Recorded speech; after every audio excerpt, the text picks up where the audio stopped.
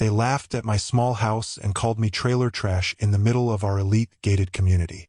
Little did they know, I was quietly securing the financing to buy the entire neighborhood from under them. Now, the people who mocked me have to pay me rent. Hey everyone, if this hook has you leaning in already, do me a solid. Smash that like button, hit subscribe, and share this with someone who's ever felt overlooked. Stories like this remind us that comebacks are real. I don't want you missing the next one. Let me take you back to where it all started. It was the summer of 2017, in the rolling hills of Northern Virginia. Not far from the buzz of Washington, D.C., Willow Creek Estates sat like a polished jewel amid the suburbs. A gated haven for the well-heeled. Towering oaks lined the winding roads. Every driveway seemed to boast a luxury car or two. The homes were architectural statements.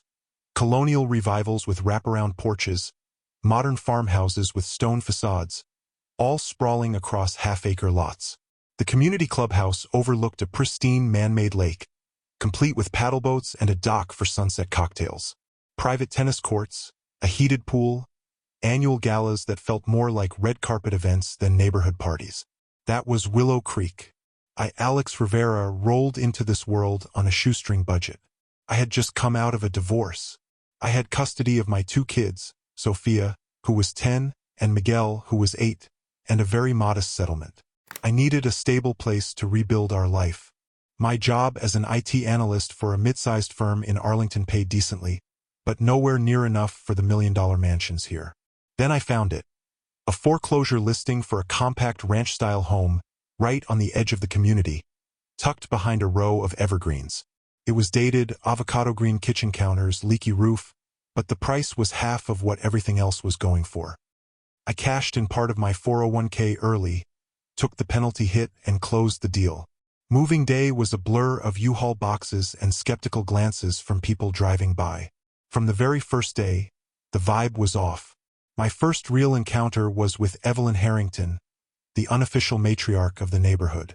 She lived in the grandest house on the hill, a huge faux-Tudor place with a 4-car garage.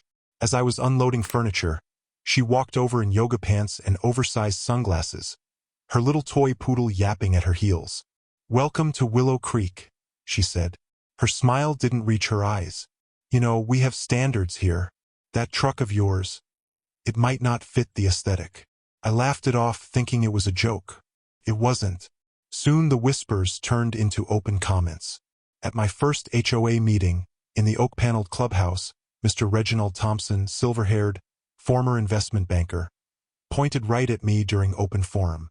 "We need to address the eyesore on Elm Lane," he said loudly. "It's dragging down our values. Looks like trailer trash sneaked in." People laughed. My face burned. I said something about renovations in progress, but inside something caught fire. My kids felt it too. One afternoon, Sophia came home from the community pool crying. "The other girls said our house is poor people housing," she whispered. Miguel got into a fight with some boys who kept teasing him about my old Toyota Camry sitting next to all their parents' Mercedes and BMWs. It wasn't just words anymore. It was real exclusion. No barbecue invites, anonymous notes calling our Halloween decorations tacky. I lay awake at night staring at the ceiling fan, wondering if I'd made a terrible mistake moving us here. But giving up was never an option. I grew up in a tough part of Baltimore with a single mom who worked 2 jobs. Resilience was all I knew, so I decided I wasn't going to fight them with words. I was going to outmaneuver them. Have you ever been in a place where everyone underestimates you? What did you do about it? Drop it in the comments. Let's build each other up. That's when the real planning started. I wasn't a finance expert, but I knew data. Late at night, after the kids were asleep, I sat in the dim light of the living room and started digging. Public records first. County assessor websites showed Willow Creek wasn't as bulletproof as it looked. Built during the early 2000s boom, it had ridden high on Washington lobbyist money. But after the 2008 crash, cracks appeared. Property taxes climbed. Maintenance fees kept rising. Some lots stayed vacant longer than normal. Values were slipping quietly, 5 to 7% year over year. Not dramatic, but consistent. The key was the management company, Elite Holdings LLC. They controlled the gates, the roads, the clubhouse, the pool, everything communal. Digging further into public SEC filings, I saw Elite was just one piece of a bigger company, Prestige Properties Group. Prestige was carrying heavy debt from overexpansion, contractor lawsuits, unpaid bills, environmental fines for the lake. It was a house of cards waiting for a breeze. Then I discovered the Real Edge AI-powered investment tools. I'd heard about them at a work conference. Platforms like QuantConnect, advanced analytics from Robinhood, and specialized real estate machine learning apps. I signed up for every free trial I could find. One tool in particular, I'll call it Market Maven, used algorithms to spot hidden vulnerabilities, foreclosure risk predictions, demographic trends, even climate risk in low-lying areas. Willow Creek scored very high on distress potential. Aging homeowners retiring, younger families priced out, HOA fees jumping 15% in 2 years. Turnover was coming. I started building spreadsheets. Resident profiles pulled from public LinkedIn pages. Tax liens on a few houses. Even social media complaints about, "This place is getting too expensive." I mapped everything. Next came the money. I lived extremely frugally. No vacations. Bulk shopping at Costco.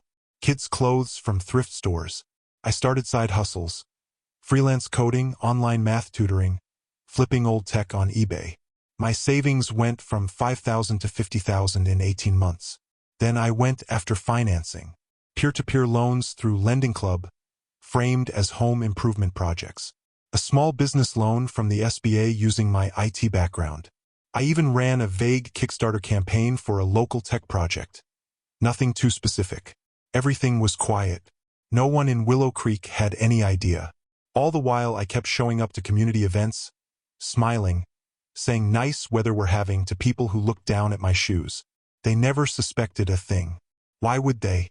I was just the guy in the little house. By late 2019 I had around 150,000 liquid, plus credit lines. The AI tools showed Prestige Properties quietly shopping subsidiaries. The moment was close. If you're feeling this build-up and you want more stories like this, pause right now and hit that like button. Subscribe if you haven't already. Share it with your people. Let's get this motivation moving. Then came 2020, and COVID changed everything. Lockdowns hit Washington hard. Offices closed. Jobs disappeared. Willow Creek's pool sat empty. The clubhouse went dark. Elite Holdings lost all event revenue. Maintenance got deferred. Prestige's stock dropped 30%. I moved fast. I formed Apex Ventures LLC, registered anonymously through a Delaware service. Cheap, discreet. I pitched Prestige a cash deal for Elite's assets. Quick close, all cash, positioned as a turnaround play. I ran AI simulations showing buy low, fix operations, profit long-term. A venture capitalist I met through Reddit DMs gave me bridge funding, $500,000 at 8%, secured against my house. Execution day was an online private auction. A couple of hedge funds showed up, but my all-cash offer beat them. We had a tentative deal. Then the HOA woke up. Evelyn got a tip, probably from someone's cousin in real estate. Emergency Zoom meeting. We cannot let outsiders ruin our enclave. They hired expensive lawyers from McLean, filed injunctions, said the sale violated covenants, threatened community integrity. My heart was pounding during virtual depositions. Their lawyer kept asking, "Who is Apex?" I stayed in the shadows. My attorney, a very sharp woman from a small Fairfax firm, destroyed their arguments. The HOA charter had huge holes. Controlled residents. It didn't control who could buy the parent company. The judge agreed after 3 hearings. Free market rules.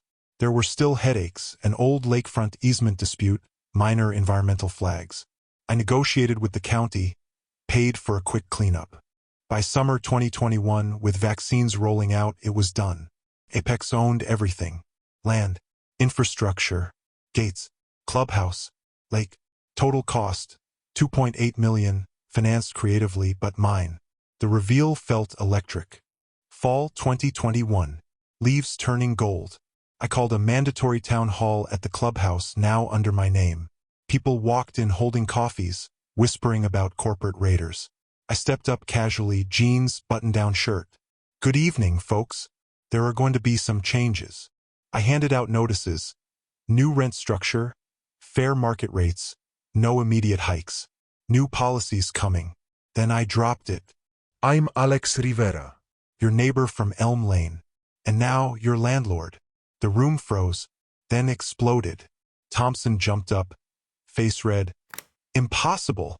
Harrington actually fainted into her husband's arms. I waited for the noise to die down, then spoke calmly. I told them the whole story, the slights, the strategy, the years of work. I explained the new direction. Inclusivity over exclusion. No more banning certain cars. Diverse events.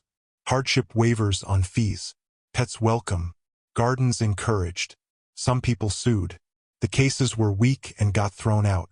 Others sold their houses at a loss and left, humiliated.